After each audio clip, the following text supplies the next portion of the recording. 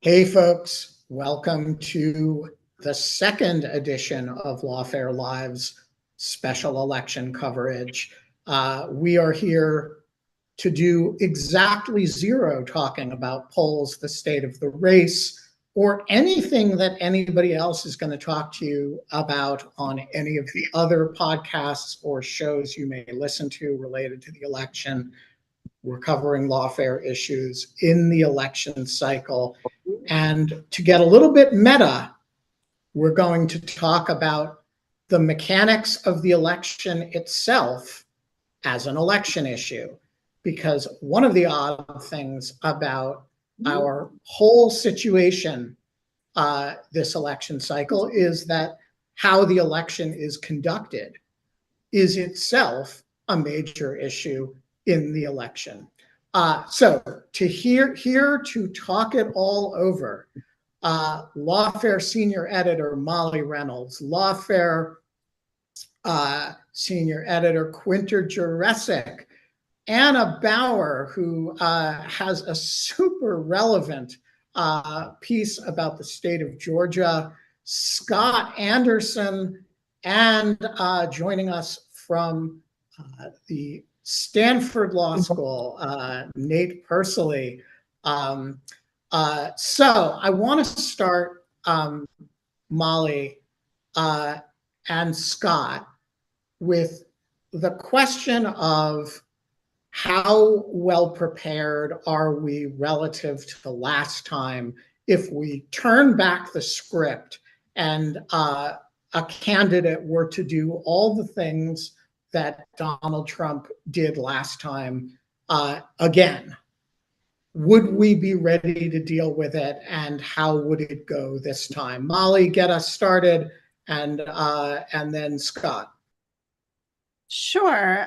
So I'm going to talk a little bit about two things. I'll talk about a major piece of legislation that was passed to shore up the process of counting the electoral college votes. And I'll also talk about a couple of things that have and a couple of things that have not changed in terms of the physical security of the Capitol, if we are thinking about the possibility of disruption to the actual process of counting the electoral votes. So in December of 2022, the Congress passed and the president signed something called the Electoral Count Reform Act, the ECRA, that's all I'll refer to it, which does a number of things to kind of close loopholes and address what emerged as shortcomings in the existing law for counting the electoral college votes, which dates to the late 19th century. So really old law here that we are going back and making some changes to. So a couple things that law does. One is it eliminates what some refer to as the kind of failed election loophole, which argued, people who talked about this argued that could have allowed state legislatures to appoint electors after Election Day, including in response to claims of fraud. It does a number of things meant to kind of prevent rogue electors. So the idea that it clarifies that state executives, so generally the governor or someone designated by the governor, must certify the state's appointment of electors by a certain deadline under and in pursuance of state law enacted prior to Election Day. So the idea here is that state legislatures would not be able to go in after Election Day and change the process of appointing electors. Congress must treat that certification by the governor or other relevant state official as conclusive, unless a state or federal court has ordered that it be replaced or modified. And there are new expedited procedures for federal courts to hear claims brought by presidential candidates with respect to the governor's duty to issue and transmit the slate of electors to Congress. The law also has a provision related to direct appeal to the Supreme Court for certain issues. The law also clarifies that the vice president's role in the counting of electoral votes is what we've come to refer to as purely ministerial. So this, as folks will remember, was a major point of contention during during the counting of the votes after the 2020 election. Mike Pence was very famously the subject of a pressure campaign from President Trump to sort of insert his own authority in the process, as opposed to really just opening the envelopes. The couple other things the law does, it raises the threshold for members of the House and senators to object to a particular state set of electoral votes. And it also specifies two specific grounds for objection. So again, the idea here is to make it harder to do what some members of the House and the Senate did in 2021 vis-a-vis Arizona and Pennsylvania's electoral votes. And then the last thing that the law does is it clarifies the denominator out of sort of what's the total number of electoral votes that we're talking about in cases where Congress rejects the appointment of electors as unlawful. So big sort of story here is, again, this law is meant to sort of look at some of the places where bad faith actors tried to exploit possible ambiguities in 2020 and 2021 and clarify those. To talk a little bit about Capitol security very briefly before I turn it over to Scott. So a few things to note. First, the counting of the electoral votes on January 6, 2025 has been designated a national special security event by the DHS secretary. This is the first time this has ever happened. So this did not happen in 2021. Who knows, whether the kind of resources and planning that comes with this sort of designation would have made a difference for how things unfolded on January 6, 2021. But it does suggest that folks are taking seriously the fact that this particular event, this counting of the electoral votes, was a major flashpoint moment of heightened political violence in 2021, and taking some steps to prevent that from happening again. A couple other things. In 2021, Congress passed, the president signed a law that makes it easier for the U.S. Capitol Police to request assistance from the D.C. National Guard. One of the many things that went wrong vis-a-vis the Capitol Police in the run-up to and on January 6th, 2021, was this long delay in getting National Guard assistance to the Capitol. One small piece of that does appear to involve the fact that the Capitol Police, the chief of the Capitol Police, was unable to request National Guard assistance on his own. He had to get the consent of a series of other actors, and that is now changed under a new law passed in 2021.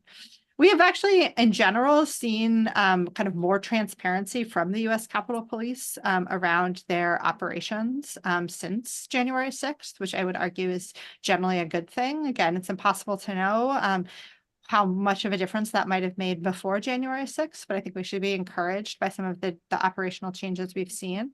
And then the last thing I'll say is that on the sort of flip side of things that have not been addressed since 2021 is that the mayor of Washington, D.C. still lacks the ability to have control over the National Guard in DC as governors do in other states. So lots of reasons to think that people are taking the kind of the functions of the transition more seriously from a security perspective than they were before January 6, 2021, but certainly still places where we could see there's still room for improvement.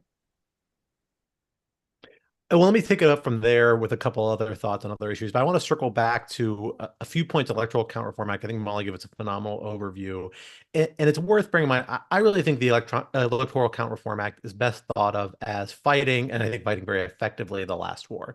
Like, it really, really very much does directly address many of the challenges and a few of the kind of proposals that never fully came to fruition, but were widely talked about in the lead up to 2020 election, and marginalize those. It doesn't do address certain other vulnerabilities out there, things like presidential succession that has been a concern, things like what you do with when you have an election that gets thrown to the House, right? Like a lot of these things aren't affected that you could still see come into play, and maybe the focus of additional efforts to manipulate or shift the outcome of the election this year in certain scenarios. There's also gaps, or not gaps, but items that weren't fully addressed by this. I think one of the biggest ones standing out is the second ground on which Congress can mount a challenge, which is the idea of whether or not an electoral vote was regularly given, an undefined term that I think is best understood. And there's very good scholarship on this, including by Derek Muller, who's a friend of the podcast, been on many times with us, that kind of digs in and makes the case that this is a fairly narrowly defined concept of what it means to be regularly given. But it's not expressly statutorily defined. We saw some arguments come forward from folks in the lead up to 2020 suggesting this could be used more broadly as another tool for Congress to disrupt or try and disqualify certain electoral votes, particularly if they're on the basis of allegations of there having been some sort of irregularity in the election. Now that will require support from a fifth of the Senate and a fifth of the House. That's a lot harder procedurally. Substantively, though, if you got to that threshold, the term is still in the statute, and so that's one area where we might see some manipulation still come through arguments about it. But it is much, much harder kind of throughout the bill. And it's worth noting, actually, in that regard, insofar as you would might see a challenge of that sort, it also doesn't expressly address what happens to the denominator of electoral votes in that regard. The statute only really reduces the denominator for the appointment of electors. So it's kind of implied, like, what does it actually happen if this challenge arises? I think basically they couldn't get to consensus on how to handle it, and so they kind of left it with the status quo, but with the bump up to the fifth and the fifth on the logic that this is really unlikely to ever occur. But hopefully that's right. Hopefully we don't find out that that's not correct in this next election. Two other developments I think are worth talking about. One is I think it's just worth mentioning because it's the other thing we saw statutory action on alongside the Electoral Count Reform Act. Congress also enacted a Presidential Transition Improvement Act. Obviously, this mostly addresses what happens after the election, but it's worth considering. Of course, the Trump administration, we know because it viewed the 2020 election as unresolved, or perhaps that even President Trump won it in spite of evidence to the contrary, refused to start the traditional transition process and information sharing with the incoming Biden administration. That was the source of a lot of concern by people across a number of policy fronts, particularly in the national security space, precisely because that transition is a very, very intense period for getting up to speed, particularly on those issues you don't have full information on from outside of government, like in the national security space. And without it, people were very concerned to put the Biden administration at a disadvantage when it did finally enter the White House. To help address that, Congress has essentially mandated a process where it allows for multiple plausible candidates to receive the requisite briefings and requisite treatment and access to information if there is some sort of basis for actually seeing the results as contested. And then it also lays out pretty strict statutory criterion that the head of, I think it's the Office of Manager and Budget, I can't remember exactly who did it. It's the administrator. I can't remember who the administrator is off the top of my head in the statutory language. But essentially where the government is supposed to make a determination to say on strict criteria, okay, this is the actual candidate or not. And then it lays out objective criteria where it's taken out of the hands of the General Services Administrator. That's who it is, GSA. So that is a process where hopefully we will see much more regular presidential transitions. Certainly as it gets further along in the process, there's lots of gates, at which point the discretion of the agency gets narrower and narrower and narrower. The other big development worth talking about, which is kind of a dog that didn't bark, was the Moore v. Harper case and the idea of the independent state legislature theory. This is something that was much discussed in the lead up to 2020 in a variety of different schema. The essential proposition was that state legislatures, because they are the entities vested with the authority to make state election policy about how states are administered, or the states by the federal constitution, that the federal constitution essentially supercharges their authority, and that state courts cannot regulate their decisions, or at least are severely constrained in regulating their decisions over election issues. And so when you see things like the Florida Supreme Court or other state Supreme Courts, Pennsylvania State Court, which we've seen in the last few years, step in and say, no, you do need to allow absentee balloting, you're too close to the election day, or you do need to allow certain types of things on the basis of state constitutional rights or federal constitutional rights, certain people people were arguing state legislatures didn't have to abide by that. Supreme Court more or less rejected that argument in Moore v. Harper and kind of reached to do it after the issue was arguably rendered moot by the state of North Carolina. So it's not a good sign of the most robust theory of the state of that, which was pretty roundly rejected pretty much by every justice, as I recall, if you read between the lines, at least by my assessment. There is a little bit of a remainder here. There is the majority opinion by Chief Justice Roberts did leave open the possibility that there is some federal supervision about how state courts evaluate state election laws. And essentially, if there is a point where they are acting so far beyond and clearly beyond their authority under the state constitution that they are intruding upon the state legislature's authority over elections, that could rise to a federal violation that would be reviewable by a federal court, which whereas normally state law questions aren't. So there is some residual effect there, but this court at least clearly seems to see the boundaries as pretty severe. They didn't actually reach the question and more, but the clear suggestion that those are outer boundaries, not very close boundaries. And that theory, I think, was most clearly put forward by Kavanaugh. I don't think it was actually bought into by a majority, but that's kind of based off of Bush v. Gore standard that then Chief Justice Rehnquist applied in that case. So that theory also appears to be a little dead in the water, and that takes away a lot of the more creative solutions people were banding about, or at least makes them much harder in advance of the 2020 election, although none of those really came to fruition. All right. So before we go to the next topic, I'm going to do this for each topic.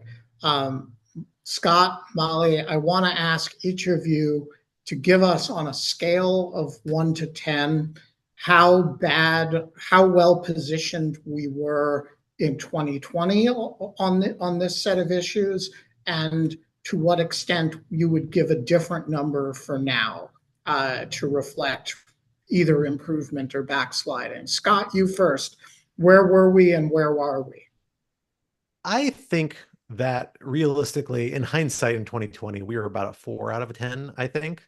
A lot of major vulnerabilities, the unique kind of political landscape, and frankly, the unique personalities and figures and historical moment that were involved really revealed a lot of vulnerabilities. I wrote a long trio of pieces kind of trying to anticipate a bunch of them and got a few of them, but not some of the ones that counted in the lead up to that election. And I think a lot of people were caught by surprise, but in hindsight, like a number of these vulnerabilities were things that we knew were lurking out there. I think the Electoral Count Reform Act really does address a lot of them in a lot of very serious ways. It's hard to see how a lot of manipulation is very easy. Doesn't mean it's impossible, though. There are still vulnerabilities out there, and particularly in a moment of pretty dramatic bipartisan divide and where there are many figures out there, and arguably you might get to the point you get a majority in one house of Congress or the other of people willing to buck political norms. There's still stuff they can do. So it's a lot harder, but I still think it's not impossible. So 8 out of 10 is about as high as I think I can go at the moment. So wow, so from 4 to 8, that's some solid progress, 1 point a year. Molly, is Scott being too optimistic, or do you share the 4 to 8? So I will, I think I'll broadly agree with Scott on the piece of this that where we're talking about sort of the legal landscape. I don't know if I go quite as far as in 8. Some of that is just that as we now know, looking back, some of the things that created the most challenges in 2020 were unknown unknowns and not things that we were necessarily anticipating. On the piece about Capitol security and sort of the physical security and the degree to which folks are prepared for sort of possible reemergence of possible violence. I do think I also think we've made quite a bit of progress. I think it turns out we were less prepared than a 4, probably closer to a 2 or a 3, and probably have gotten up closer to a 7 or an 8. But I'll note that that this is a place where there still are a lot of unanswered questions about January 6th, like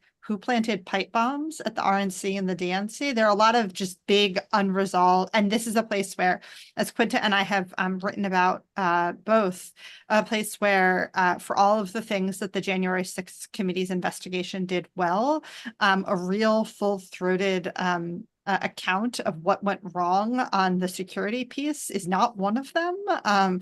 So there I do, and in some ways, actually changing procedures to be prepared for violence is probably something that wouldn't be public. Like we don't know how prepared they are because they're not telling us. If they're more prepared, they're not telling us for a good reason.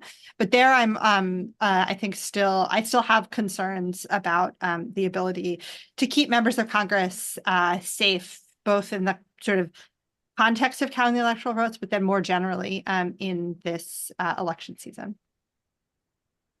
All right, so let's go from an area of solid progress, Congress, which is not words we usually hear together, but make Molly happy to associate Congress with solid progress, to an area where I think the story is a little bit more complicated, which is to say the states. So Nate, I want to start with you here. How would you describe the overall landscape in state election preparedness? Is it better? Is it worse? Has it made progress? Has it eroded? Or is it just a state by state kind of question? Well, the challenges are different today than they were 4 years ago. And we have to remember that 4 years ago, there was a question as to whether we could even pull off the election. And so the COVID obstacles were ones that, if you remember the primaries in the 2020 election, it looked like we might end up, Milwaukee closed 97% of its polling places. New York ended up canceling 20%. New York City canceled 20% of its mail ballots. So we don't have those problems. We have a different set of problems. Some of them relate to these issues of violence and those kind of concerns. Some of it relates to new concerns among election officials for their own physical security and the security of the counting centers and polling places and those kinds of issues. But the sort of top line that I would sort of express with respect to the new problems is what I would call confusion, as opposed to, say, vote suppression or vote fraud. That I'm concerned about disorder and chaos in this election, both because of the fights over the rules that are going up until election day, it seems, as well as just the fact that we've had. Every state has pretty much changed its rules over the last 4 years with respect to elections. You've had about a third or more of the election officials in this country have resigned. You've got incredible social media scrutiny and physical threats to these election officials, and at a time when a third of the population has lost confidence in the election infrastructure. So that is not those aren't ingredients for success. Now, the election officials, I think, are prepared for all of this, while they certainly need more money, more support, more poll worker volunteers, all that kind of stuff. They know what the problems are, but these are conditions that we've really never faced in this country in terms of the perfect storm of pressures that are making their lives very difficult. And so we're seeing, lawsuits that are not helping matters in the last few weeks, and ongoing things. Just give you an example of the last few days. Will all the polling places in Wisconsin have to put stickers over RFK's names on the ballots? This is not the kind of thing that you want to be dealing with at the 11th hour. And then we've had issues in Pennsylvania. We've got issues in North Carolina. And so those are the things that I'm concerned about, which is confusion at a time when everybody's sort of nerves are quite raw with respect to this election, and those norms against political violence that may have pre-existed January 6th have now been shattered. And so it's a much more sort of an anxious time than it was, I think, 4 years ago. Do you have, when you say most states have changed their laws, do you see those changes as primarily constructive changes or changes that make things worse and less certain?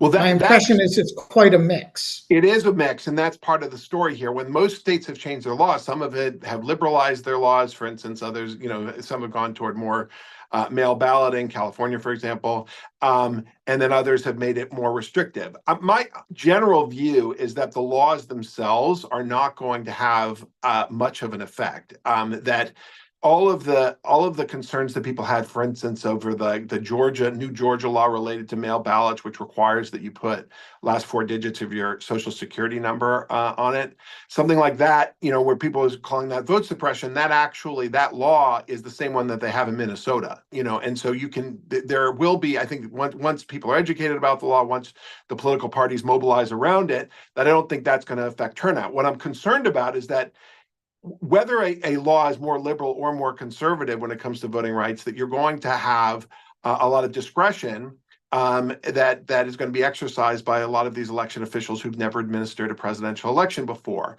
And so I'm more concerned about unequal application as well as confusion with respect to these laws. And that's true with whatever the content of the law. It's just that we've got we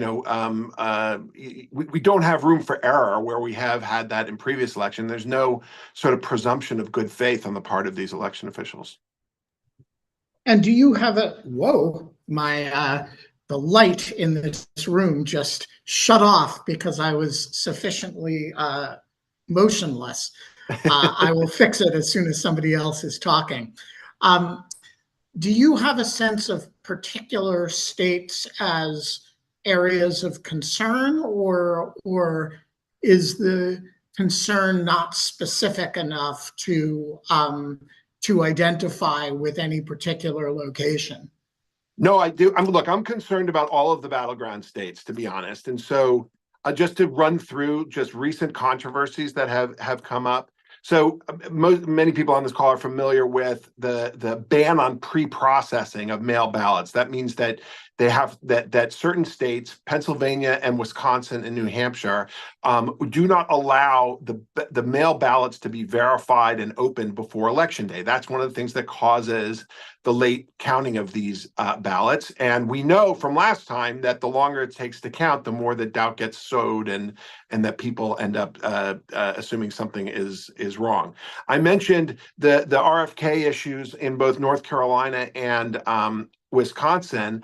It looks like the North Carolina election officials did a heroic task and basically redid all their mail ballots within a short period of time. But that's always the kind of thing that makes me scared. What errors might have been caused in the rush to change those ballots for mail voting, and what errors might happen if you have these changes at the last minute in Wisconsin. Arizona, because of a U.S. Supreme Court decision, there's going to be a lot of confusion as to which ballots individual voters get, because the U.S. Supreme Court basically said that there are some Arizona voters who will be voting in federal and state elections, and then some that will only be eligible to vote in federal elections. So you can imagine what happens if people go into a polling place and there's controversy over the particular ballots. And then Georgia is the state that everybody's paying attention to. There, it's not so much the voting process as it is the certification and counting process, because the Georgia Election Board has now voted two things. First, that there will be a hand count of all ballots in addition to the machine count, which could potentially add hours to the certification process. And it also requires a reasonable inquiry on the part of these locals to sort of in the certification process, something that didn't exist before. Now, both of those measures are now being litigated, but again, we sort of need the rules to be settled well before the election, so that these election officials know what rules they're operating under. Anna, Nate's bringing up Georgia is a perfect segue to your excellent article from yesterday about what to and not to be afraid of in those Georgia regulatory changes. They've gotten a huge amount of publicity, a lot of it inaccurate, but that's not to say that there isn't something mischievous and pernicious going on in the Peach State. So tell us about what is and isn't happening as a regulatory matter in the state of Georgia. Right. So, look, I think with these regulatory rules, which have been promulgated by the state election board in the state election board is an administrative agency that conducts investigations around elections in Georgia, but also can issue or adopt rules related to elections. I think it's really important to underscore, though, that again, this is an administrative agency, not a legislative body. And so they are limited in what they can actually do by what the statutory law in Georgia says, because what they're doing by issuing rules is implementing the statutory law. So they've, as Nate mentioned, they've issued these particularly two quite controversial rules, one dealing with hand counting of ballots, the other dealing with this requirement for a reasonable inquiry. Both of those rules have been portrayed as potentially allowing for significant delays in certification of the state's electoral votes, potentially even past the December 11th federal deadline by which Governor Kemp must produce a certificate of ascertainment to appoint the state's electors. That federal deadline is mandatory and happens just 6 days before the electors are scheduled to meet in the state capitol to vote for the respective winner of the election. So there are these concerns that if these delays stack up, where either because of the hand counting of the ballots or because election officials refuse or delay certification at the county level, there could be delays where it gets us past December 11th, and then that could just open up some electoral chaos that gives Trump and his allies some kind of legal loophole to then try to subvert the election or overturn the results of the election. In the piece, I go through a number of different scenarios about why we shouldn't really be concerned about these rules in terms of the legal value that they offer. The reason being that first, some of them, it seems like Nate mentioned there's pre-election litigation. It seems to be the case that it's very likely that they either won't be in effect or will be clarified to the extent that, for example, with the potential refusals to certify, there's longstanding case law in Georgia since like the 19th century that certification is a mandatory duty by county officials. If you think about it, it would be totally nuts if our legal system allowed county officials, who are people who are not at all qualified to determine qualitative claims of fraud or widespread irregularities within our elections, to simply refuse to certify, and that could then nullify the votes of an entire state in a presidential election. That's just not how it works. It is not what the law says. It is not within the power of the state elections board to give counties that power. So no matter what people have portrayed these rules to do, it is simply not the case that the law permits refusals or delays of certification past the county, or the state, or the federal deadline. And there are ways that we can expect to see that the judiciary will step in to make sure that those deadlines are met. The most likely type of relief that would be sought would be if there are election officials who refuse to certify, then the Secretary of State's office would seek a writ of mandamus to basically force their hand. I talk in the piece about how timing probably won't be an issue there. So even if these rules survive the ongoing litigation, then I think that we would see that come election time, there will be plenty of time for the Secretary of State's office, which has said that it will litigate the issue and will force the hand of counties. There will be plenty of time for that. The hand count rule, meanwhile, also doesn't seem to pose a problem as a practical matter, even if it does survive legal challenge, which it seems like it may not, because the rule was approved by the state election board against the advice of the Georgia State Attorney General's office, which is the legal advisor of the state elections board. But even if it does survive, as a practical matter, it's not going to cause the weeks or months of delay that initial reports suggested. I think that much of the confusion around this rule stems from a confusion about the difference between counting votes, which counting votes means that you'd have to have people by hand looking at determining voter intent for dozens of races down the ballot. It actually is a process that can take a very long time. It could stretch out for days or weeks. Here, this rule, though, actually just requires counting ballots, which are like the sheets of paper that are in the scanner at the end of the day on election day. It at most, I think, would cause delays of a few hours in some of the larger precincts in the Atlanta area. However, all of that is kind of still, even though there are some concern, even though there aren't really concerns about meeting these deadlines from a legal perspective, I do think that we need to be concerned about the impact of these rules in other ways, the ability to cause confusion and chaos, to fuel disinformation. Even a delay, for example, of a few hours we saw in 2020, the impact of what's called the red mirage effect, where if Trump is ahead early on in the evening, and then there's all of a sudden a big jump from Harris because of these precincts that favor Harris in the Atlanta area that are the larger precincts, having to count those ballots, and that comes in at a later time, then that could fuel conspiracy theories.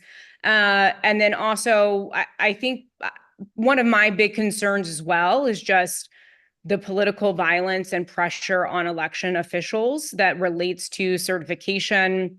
There has been, and maybe I'll stop there, Ben, because we'll get to that. But I'd like to say a little bit more about why I'm concerned about that at some point if we get around to it. But I think that we should be concerned certainly about political violence more so than the legal avenue to hijack the election when it comes to these rules in Georgia.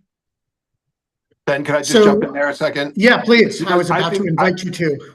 Yeah, I think I agree completely with the way Anna put that much more eloquently than I did too. I think that's exactly the issue, that ultimately the courts, if the courts behave this time as they did last time, and they were sort of a shining example during the 2020 election, I think we'll be in good shape.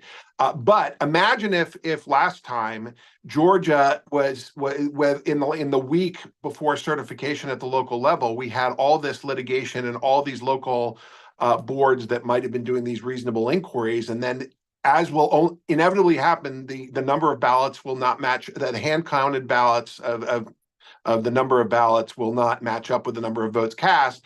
It's just going to be fuel for doubt and confusion, and for the kinds of conspiracy theories that we saw last time. And so that is emblematic, as I said, about what my concerns are generally in this election. It's not that the rules themselves are necessarily so bad. It's that there's going to be a sort of gap between public perception of what's happening and then what's actually happening on the ground. All right. So again, I'm going to ask you both. Scale of 1 to 10, where were we in 2020? Where do you think we are today in state law preparedness in the most gestalt sense? You want me to start? So go ahead. I think, it's hard to say. It's like at the time of the 2020 election, I was quite concerned about preparedness because we'd never confronted a pandemic before. In some ways, in retrospect, it looks like we had a kind of 10 out of 10 situation because the courts behaved well, the administrators behaved well, and we had record turnout. So at the time, I might have said like 5 or something like that, but it turned out to be much better than that. Right now, it's one of these things that I don't know what other measures should be taken in order to prepare for this election that the election administrators are not taking already. because to some extent, the big threats are out of their hands, which is the way the candidates and interest groups and personalities are going to be casting doubt on the legitimacy of anything in this election. One of the things that we learned in the 2020 election is, right, that the conspiracy theories are not just one thing, right? Depending on the state, you had allegations of, Sharpie Gate in Arizona, Italian satellites manipulating elections in other places, Chinese bamboo fibers in ballots. You had, dead people voting, election official malfeasance, Dominion voting systems, right? And so it's very hard to predict what the charge is going to be made against this election that then the election officials have to be prepared for. And so they're trying to fight this war on all fronts. So you don't know what number to assign to it. I mean, I would say right now we're at like an 8, and I think we're doing pretty well from what I'm seeing around the country. But I mean, there are things that, like the pre-processing problem in Wisconsin and Pennsylvania is, I think, a terrible situation, but they are, I'm confident that this is only going to delay the counting in those states by a few hours because they're going to be throwing so much person power at that problem on election day. Anna, what do you think? Where would you put it for you? And restrict yourself to Georgia if you feel like it. You're muted. So I'm going to restrict myself to the question of the impact of certification refusal or delays at the county level. So back in 2020, we were certainly not as prepared for this kind of scenario as we are now, in the sense that back in 2020, we saw some efforts by Trump, for example, to pressure county officials to not certify their local elections. That happened in Wayne County, Michigan, when the Trump team had a kind of chaotic and last minute plan to try to get certain swing states not to certify their elections. The idea being that it would then go to the state legislatures, or they could do ultimately it ended up being that they tried to use the fake electors to get Trump to either basically not count votes or to count the alternative votes. And so we saw an early version of this county level certification refusal come up in 2020. There were some in Wayne County, for example, the Republican commissioners there ultimately tried to revoke their votes in favor of certification. They failed to do so. But at the state level, the canvassing board ultimately came down to one guy's vote who said, "Oh, I think I have a duty to certify, so I'm going to do that." But had they made a different decision, it actually could have caused some consequences in terms of federal law, because back then the Electoral Count Act had the safe harbor deadline, which was basically Trump was trying to get past that deadline so that the fake electors plan could then be triggered and there could be an alternative slate. They also, of course, had the state legislators plan, which, as Scott explained, seems to be not as much of a possibility here because of the Supreme Court's decision in Moore versus Harper. But the point is just there were some legal ambiguities back in 2020 that could have made this strategy a little bit more realistic than it is today, because as I explained in the piece that I wrote, there are all kinds of things now in the Electoral Count Act that even if certification, county level refusals cause certification to go past that December 11th deadline, the Electoral Count Reform Act has made it such that there's now a process, an appeals process that is like very quick, expedited. If there's a failure to certify at the state level by December 11th, then the Harris campaign could make a federal court challenge, and that would likely be resolved by December 16th, the day before the electors meet. That was not the case back in 2020. And so now there's a process to ensure that if there's a certification refusal, there's a way to go to court and get it resolved before the electors meet, so we don't have two slates. So we're just in a much better position than we were back in 2020 with respect to certification refusals. All right, more solid progress. We'd love to hear it. Quinta, let's talk about an area where we may not have had solid progress, which is in the platform governance handling of misinformation and disinformation. And actually, let's make it more complicated by lumping the press in there too. How do you look at how the information environment is different today in a fashion with respect to election information? I think it's better in some ways, worse in others, and in others, it's just a great big question mark.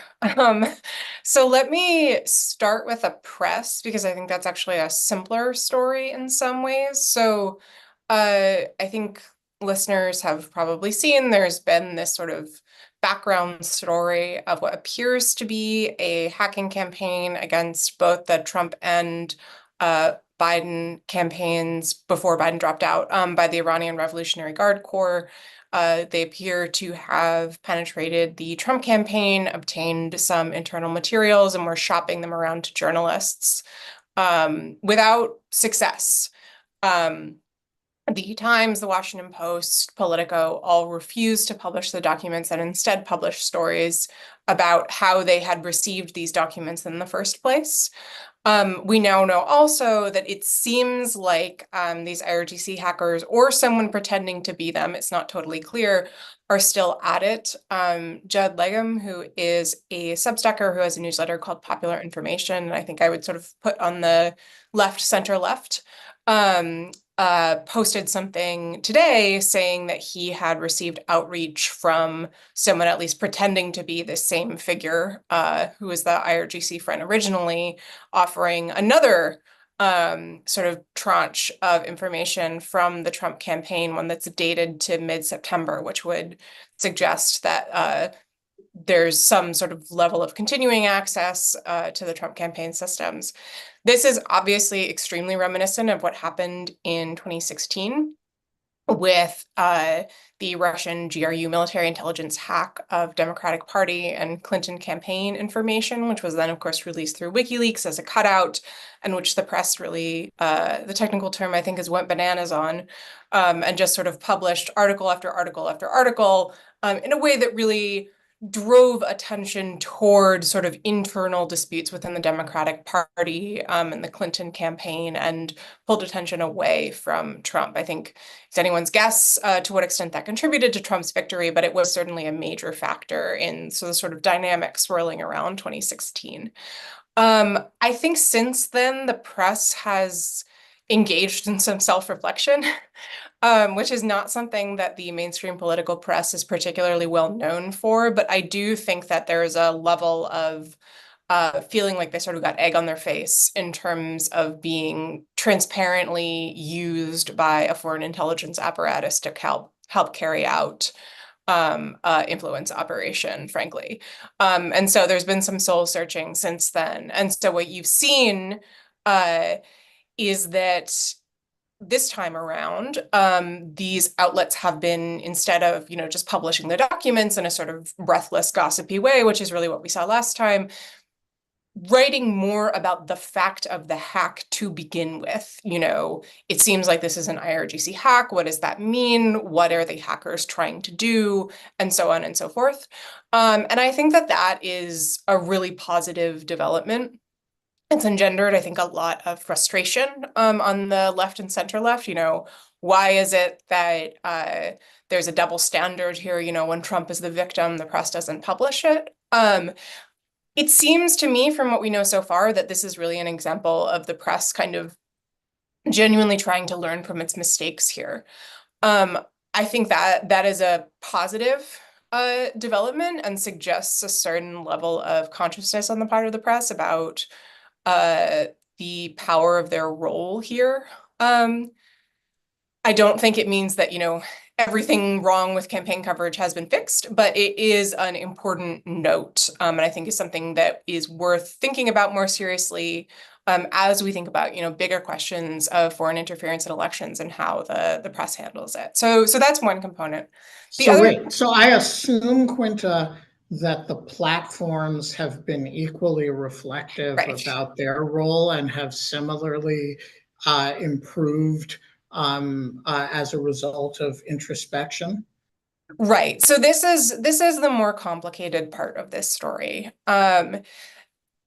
What we saw, so the platforms in 2016 were similarly kind of caught with their pants down. And what we saw from 2016 through 2020, really through 2022, was a kind of a building up of platform capacity to deal with, not only falsehoods that were, put forward by trolls from St. Petersburg, but also falsehoods, rumors, so on and so forth, circulating on those platforms from potentially within the United States itself, which we saw on election day in 2020. There were a lot of very effective systems that were put in place to kind of deal with, if someone posts, I'm in Arizona and, I've had to fill out my ballot with Sharpie and it's not going to be counted. There were systems, collaborations between the platforms, governments, independent researchers to kind of address those rumors and help respond to them in a productive way. What we have really seen since 2022 is a sustained kind of attack and rollback on those efforts, largely precipitated by Representative Jim Jordan's Committee on the Weaponization of Government, which sort of launched a really aggressive investigation of a lot of these efforts on the part of independent researchers. And we also saw a sort of parallel effort in the courts by Republican attorneys general around the country to push back against coordination between the US government and these platforms. So this is the Murphy v. Missouri Supreme Court case on job owning is the term that's often used. The argument essentially is, if the FBI taps Facebook on the shoulder and says, hey, you should take this down, that could potentially raise First Amendment concerns. I don't think that's an insane argument. The issue is more that it was being stretched quite far in this case, in a way that essentially would have completely cut off any kind of coordination between the government and the platforms to try to, identify and respond to these kinds of potential harmful election rumors. The court sort of kicked the can down the road in Murphy, but also functionally said, that theory is not going to fly. And we have seen since then a much more robust line of communication between the government and social media platforms that the FBI, among other agencies, have really been trumpeting. We saw it mentioned by the federal government in response to some of the election interference related indictments and other actions that came out in recent weeks, which I think we may be talking about as well. But you've seen that, they're not downplaying that anymore. It's sort of back up in action. So that component, the sort of government to platform outreach, is, I think, gearing back up. The problem, I would say, is that there's a sort of, there's lost time and lost resources. There are researchers who were in the game who aren't in it anymore because they were functionally forced out. And so it's going to be difficult to build that capacity up again, especially because many platforms, some of them for sort of explicitly ideological reasons, in the case of Musk's Twitter, some of them just for sort of economic reasons, have really cut back on their trust and safety capabilities that allow them to do this kind of work in the first place. And so I do think that there's a question not only on Musk's Twitter, which is sort of actively hostile to this kind of work now, but even on, Facebook's various platforms, like they've really cut back on their capabilities here. Are they going to be able to act as robustly and aggressively as we might want to see? I think that's really an open question. And in a way, there's kind of a natural experiment is going too far, but I do think we're kind of running an experiment here. We had an election where everyone was just kind of not doing anything in 2016. In 2020, there was a really robust response to these kinds of, rumors and potentially harmful falsehoods. And now we'll see what things look like. I think it's really hard to say. So how would you assess where we were on the 1 to 10 scale in 2020 and where we are now? I honestly don't know. I feel like it's all over the map. I mean, I think 2020 is hard also because, election day and the run up to election day, I think these systems actually did really well. So maybe like a 7, I would say. But then, of course, they completely fell apart in the months afterward leading up to January 6th. Now we're sort of in this state where we have maybe a better idea of how things might go wrong, but the functional ability and willingness to respond to that is diminished. So I don't know whether that's like a +1, -2 or what. But better in some ways, worse in others. I mean, Nate, I'm actually, if I can play moderator, I'm curious for your thoughts here too. Well, thank you. Yeah, let me build on that because I agree with what you said. But there's let's focus on Twitter/X for a second, right? That's the biggest change that's happened in the last 4 years, and it's not just a change that's limited to that platform; it has impacts across the board. So what had been a kind of equilibrium that had resulted with respect to content moderation has, the sort of Overton window as to what's permissible has now been, blown apart by the decisions at Twitter. Whether you agree with them or disagree with them, that's the effect of that. But simultaneous to that, we have 2 other developments, which is the fracturing of the social media universe, right? So that you've got the rise of these other platforms, but also the decline, or at least the hiving off of X to become a different kind of platform. And so, and rise of TikTok, we have to sort of keep in mind, and also rise of politics on TikTok. But then and this was reported in the New York Times today, the moves by Facebook to demote all things political. And so that there's this fracturing of the universe. There's the shift to try to privilege friends and family content and non-political stuff. Because Facebook wants to figure a way to get out of this mess. But then also to emphasize Quinta's point, which is that the trust and safety teams or the election teams have been basically totally replaced at these companies. The one example I think that's gone in the other direction is YouTube, that they don't seem to have fired as many people as some of the other companies have. But that's what's happened. And I think, we also have to ask the question, what does it mean to police disinformation in this particular election, where like the questions of fact are what are dividing the parties? And so, if they were to be aggressive on policing disinformation, it would have a clear partisan impact. And so one of the things that it's not just the political pressure that's been brought to bear, but also you cannot overstate the importance of their mistake with respect to the Hunter Biden laptop story, because that has now sent a kind of chilling message throughout those who would act quickly on rumors that where they can't be verified or not. And one of the problems here, and this is something that Mark Zuckerberg recently said in his letter to Jim Jordan, is that they will not do any demotion in the period before the fact-checking results come in. And that actually is the key question, because anybody who works in this area knows it's in those first 48 hours where a story is out there that it gets the virality where it might actually make a difference. And so we should expect that all those kind of viral rumors will be propagated. I don't want to say I'm not concerned about it, but I just feel that that's like kind of the nature of this election, which is that this is just the kind of bread and butter, whether you're talking about the rumors, the falsehoods with respect to what's happening in Springfield, Ohio, or stuff related to mail ballots. That's just the world we're living in now. Right. When one of the major candidates accuses people of eating cats, you're not going to have a healthy information environment. All right, let's talk about government efforts to police the information environment by prosecuting interference or interfering with interference in it from abroad. Quinta, you recently co-wrote a long piece about how active the federal government has been in this regard. What can we say about it relative to last time around, or for this purpose, the better comparison may be 2016. The federal government has been extremely active. I think it's fair to say.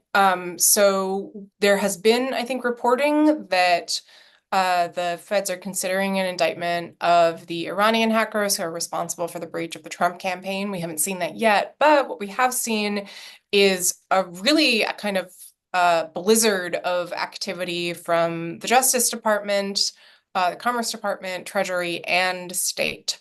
So the first sort of part of this barrage was an indictment released by the Justice Department of RT employees for sort of trying to get around sanctions on Russia and FARA requirements by essentially creating a shell media company that employed, apparently without their knowledge, according to the indictment, a number of US-based influencers on the political right.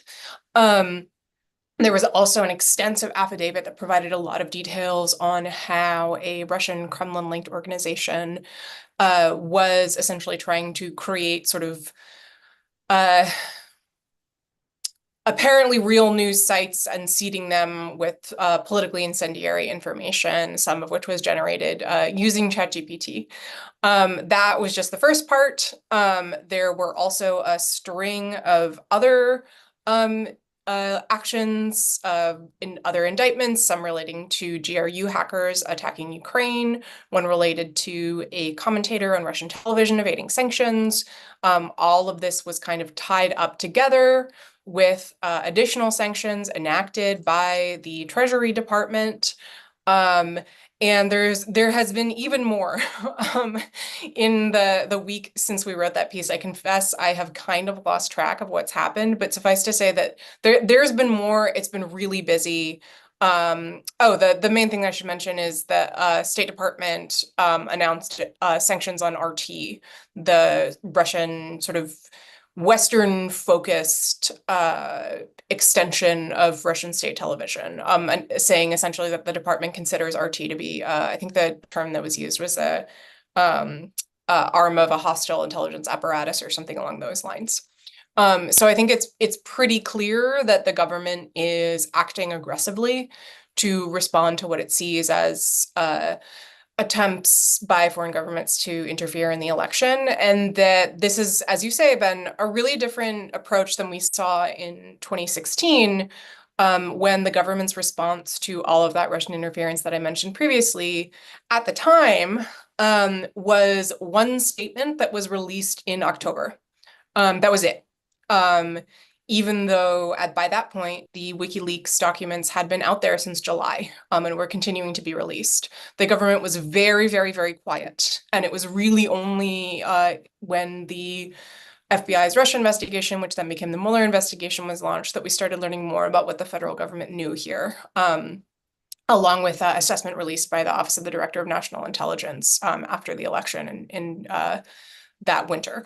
Now we're getting this just barrage of information from any number of different agencies, which I think really speaks not only to, the sense that there's stuff happening that people need to know about, but also that the government seems to feel very strongly that it wants to take an approach of sort of aggressive transparency here, that if something happens, we will know about it, and the government will provide as much information as it is able to provide to sort of alert the public. I think there is a interesting question here, what effect that will have, if it will actually deter Russia from doing anything. I kind of doubt that, but who knows?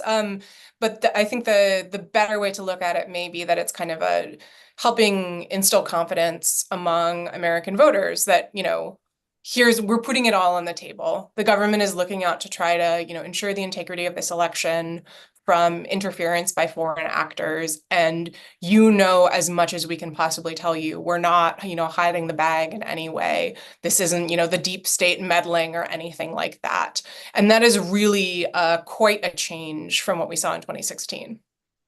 Could I add something there, Ben, which is that I think when it comes to foreign influence, we have to separate sort of three different things here. The first is and I think Quinta does this, which is that there's the hack and leak problem, right, which is almost a typical kind of intelligence operation. I won't say unique to state actors, of course, but and we saw that in 2016. There's the foreign influence with respect to media or production of content, which I am actually not that concerned about, or I should say I'm just as concerned about it as I am everything that's happening in the domestic sphere, which actually kind of drowns it out.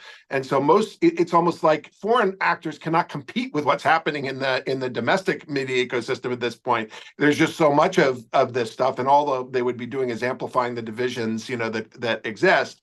And then the third, which we haven't really talked about, is cyber attacks on the election grid or other kinds of direct sort of interference. And that I am actually concerned about. I'm concerned about two types of things. So there's the typical, kind of cyber attack that could take down, electricity or other kinds of hard systems. All of the ballots in the battleground states are going to be paper ballots. So I'm not as worried about like hacking of voting machines, but you could easily see the kind of hacking of, say, the election night reporting systems to create doubt as to who's winning at particular times, and you've seen sort of flipping of votes, because those are basically websites that are much more vulnerable. And so while I think we spend a lot of time, and the Justice Department spends a lot of time on things like the production of content, I just think that there's just so much crap in the social media universe already that it's like adding some that's foreign born is not actually much of a big deal. But that these other direct effects could be more, have more of an impact. Yeah, just to piggyback on that, I think that's totally right. And I mean, look, in 2020, there was not a huge amount of foreign interference. The call was very much coming from inside the house, and the same is true here. I think there's an interesting way to read some of what the department has done in recent weeks as sort of hinting at addressing that aspect of some kind of effort to penetrate and mess up U.S. election systems, so there is this indictment addressing a GRU hack of Ukrainian systems that actually took place in 2022. And there's a very interesting comment made by Assistant Attorney General for National Security, Matt Olson, when this was announced, who said to reporters, I'll just quote here, "The message is clear to the GRU and to the Russians. We are onto you. We have penetrated your systems." So one way to read that, given that it came out and as part of this flood of sort of election interference indictments and other actions, is like, if you try any funny business along those lines, we are going to see it and we are going to know. Again, I don't know how effective that will be as a deterrent, but it did seem to me like maybe a kind of a wink and a nod from the Justice Department that they're worried about that as well. And by the way, right. both YouTube and Facebook have banned RT. RT's not on either of those platforms. Right. All right. We're going to go to audience questions because some of our people have to drop off in a few minutes. I'm going to front load questions relevant to Molly and Quinta. It will not surprise. Okay, so let's start with the anonymous attendee who asks, are there aspects of the Electoral Count Act that leave it open to legal challenges that could land some of the issues the legislation addresses before the Supreme Court?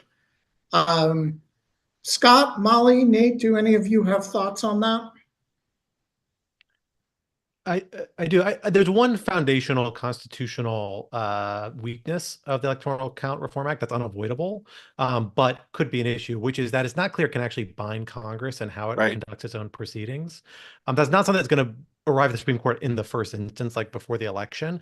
In theory, if Congress were to depart from the Electoral Count Reform Act, there might be, I'd have to think about standing and a bunch of other things. One of my favorite things to think about, people know, to dig into and think about like who would be able to sue. But I imagine you could get somebody who'd be able to sue a contrary outcome that's not consistent with the Electoral Count Reform Act. And then that could go to the Supreme Court, whoever, to argue, is Congress actually obliged to follow these statutory restrictions? I actually think it's pretty clearly established that that's probably not. Certainly, if it adopts, rules contrary to that, as usually, the ability of each Congress to define its own rules is a pretty well established constitutional rule. But in enacting it a statute, it's basically the equivalent of kind of like a bicameral rule until superseded otherwise. So in theory, there should be parliamentary measures that should compel the bodies to act consistent with it. Maybe without a contrary rule, you could see courts getting involved. I kind of doubt it, though. It's just not something that sort of thing courts like to get involved in. So that's a constitutional weakness. And it's just unavoidable. It's just Congress can set its own rules. This is as close as you can get to that. But at least certainly this election so soon after that law was enacted, like most people who voted for that law are now still in the body. So presumably they're going to act consistent with it. That's all right. The estimable Mike Stern asks, it's a question with Molly's name written all over it. What happens if the House cannot or does not organize itself by January 6th, 2025? It's a good question. Obviously, we saw this year, or the beginning of this Congress, the House struggle to organize itself in a timely manner because it did not elect a speaker on sort of the opening day of the Congress. It's my answer to this question sort of interacts with Scott's answer to the previous question, which is to say that one of the ways that Congress has usually addressed the fact that it's unclear whether a statute sort of truly binds Congresses to follow a set of procedures is Congress is generally like adopted a concurrent resolution saying that we're going to follow what the Electoral Count Act says. And that has kind of been we can argue whether it's necessary or not, but a backstop to say this is going to be how we proceed in terms of and what procedures we're going to follow for counting the electoral college votes. The question of whether and how they could do that if they haven't elected a speaker and adopted rules of the House before January 6th, I think is a little bit of an open one. But I would put the answer to this question in they'd figure something out. I know that, people don't love that kind of answer in our current moment, but the fact that there are sort of well-established precedents for how this proceeds, and the House doesn't sort of fully cease to exist in the absence of a speaker, and a set of rules adopted for a new House. But I guess the short answer to your question, Mike, is that I don't exactly know how it would proceed, but I'm not sure that the absence of a speaker would be an obstacle to proceeding with the joint session. Scott, did you have anything you want to say? That's a possibility. I would just add to that as well. If it's a question as to whether Congress doesn't get its act together by January 6th, but does before January 20th, the January 6th date is just in statute. So I think a convened Congress could then say, okay, January 14th, whatever the day is, we can do it. Let's get together and do the exact same thing we're supposed to do on January 6th. If nobody's in place to have counted the electoral votes and determined the winner by January 20th, then presidential succession rules kick in. And the presidential succession statute determines who is president as of 12:01 p.m. On January 20th. All right. One last question that also has Molly's name written all over it, also from Mike Stern. What happens? All of Mike's questions start with what happens if. What happens if the executive of a state does not issue a certificate of ascertainment by the deadline set forth in 3 U.S.C. 5A1? It has been pointed out before that the Electoral Count Reform Act, the consequences of missing the deadline was simply that the safe harbor provision would not apply. But now the statute provides an apparent absolute deadline, but does not specify what the consequences would be of missing it. Could it be argued that if the deadline is missed, that the electoral votes from that state are invalid? Molly, the floor is yours, and after that, Nate or Scott, if either of you have thoughts on it, just jump in. Yeah, in this case, I'm definitely going to play the I am not a lawyer card, and there are 3 other lawyers on this call. It's a good question, Mike. Mike, for those of you who don't know, is someone who knows a lot about the law in relation to the operations of the House of Representatives and the Senate. So this is above my understanding of the details of the law, but I would welcome any thoughts from Scott or Nate on the question. Nate, if you have any thoughts, please go ahead. But I'm Well, the way it's going to proceed is that you're going to have federal court action that then federal and state court action to require the delivery of a certificate of electors. You're right; it poses a conflict with the statute, but it contemplates that there's going to be some kinds of there'll be lawsuits, and that the courts could act independently here. But yeah, it's a that is in some ways the scenario that everybody's worried about, is that there wouldn't be a slate of electors from a particular state. And you mentioned this, Scott, with respect to like what the quorum is, or that would then trigger the House to get involved in the event it's like the critical state that prevents a majority. But I would think that you'd have, in the run up to that, you'd have legal action that would compel the delivery of a certificate. That's my reading as well. Is that the? Oh, sorry. Go ahead. No, go ahead. Yeah. I was just going to say this. It relates to, I talk about this scenario in the piece that I wrote about Georgia. There, like I mentioned before, the ECRA envisions this very scenario in which there's a failure of either a state of the executive or the governor who's responsible for producing the certificate of ascertainment by December 11th. This is precisely the kind of thing, either if a governor unlawfully produces the wrong certificate or fails to produce a certificate by December 11th, there's this expedited appeals procedure that was included within the ECRA so that a candidate can bring suit in federal court before a 3-judge panel, and then any appeals would be resolved by the Supreme Court by December 16th, the day before the Electoral College is set to meet. The statute also says that any decision by a court would be conclusive as to the slate of electors. So that would mean that the Congress would still be presumably obliged to accept it. You might still see objections, I guess, that people would make. Scott talked about the objection on whether or not the slate was regularly given. I think, is that the correct term, Scott? And so there might be some issues there. But I think that this is exactly the type of thing that the Act is set up to resolve, is this question of if there's a failure or an unlawfully issued certificate of ascertainment, then it would be resolved before the electors meet. I think that's right. The only thing I'd add to that is if there's a chance the legal process does go out of that, I believe the law at that point would be a failure in appointment and it drops the denominator for the purpose of counting electoral votes. I don't think those votes are counted towards the denominator. I could be wrong, but that's how I initially read the statute. And I was reviewing it after I saw your question, Mike, and I saw language that suggested that, and now I can't find it to read to you. But I'm sorry that the court-ordered certificate would not count toward the denominator? If there is no court-ordered and there is no if a legal proceeding does not resolve it by the required date, then I think it's a failure to appoint, and it's dropped out of the denominator of the counting of electoral votes. All right. We have 2 more questions, both from the anonymous attendee, and I'm going to consolidate them because one really envelops the other. The first question is, what measures are in place at state capitals to prevent state-level January 6th sorts of violence? And in particular, do we know if the battleground state capitals are ready? And the second question, neatly enfolded in the first, is I would like to hear the concerns about physical security of election personnel that Anna mentioned earlier. So, Anna, going to turn this over to you in the first instance. What were the concerns that I said we would get to later about physical violence?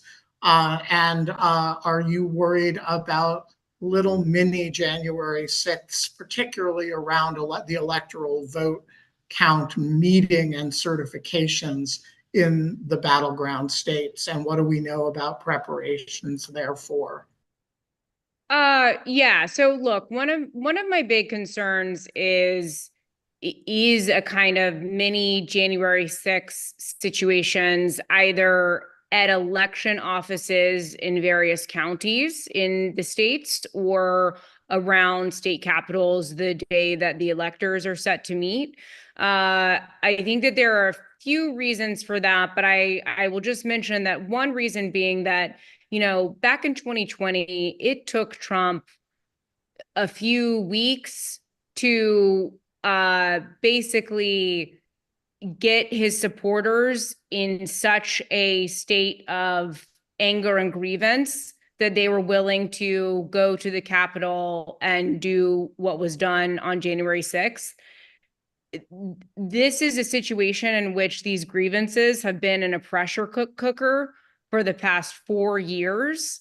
And it's not just that it is like a fringe part of the party who believes these things now. It has been mainstreamed into the party itself.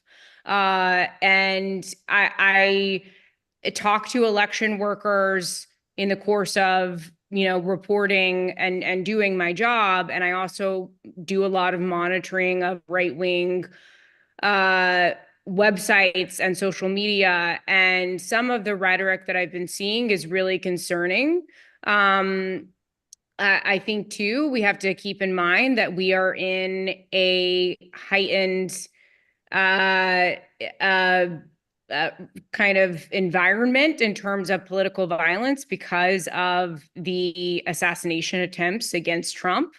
And so I'm very concerned about that. I also will say there's been a concerted effort we've been talking about certification refusals. There has been a group, yes, it is a small group, but there's been a group of people on the right who have been trying to kind of train people in strategies of disobedience around and pressure on election officials at the local level. I actually just went to one of these trainings as an observer, of course, as a journalist, on Saturday in Hogansville, Georgia, in which there was a simulation of an elections meeting, and the person who was running this was teaching people how to basically practice civil disobedience and resist arrest as they're trying to pressure election officials or talk about conspiracy theories around rigged election systems and voting machines. So there's just a lot of kind of concerning signs that I'm seeing in terms of threats to election officials, the rhetoric, the political environment that very much concern me. So that's kind of the initial thing. Second thing, in terms of preparedness, it depends on the state and it depends on the elections office. So I just can't generalize it, but I do know that this is something that a lot of election officials that I've been talking to are very concerned about. And are taking proactive steps to consider the security situation going towards Election Day and beyond. Scott, Nate, do either of you have thoughts on state level preparedness for mini January 6th?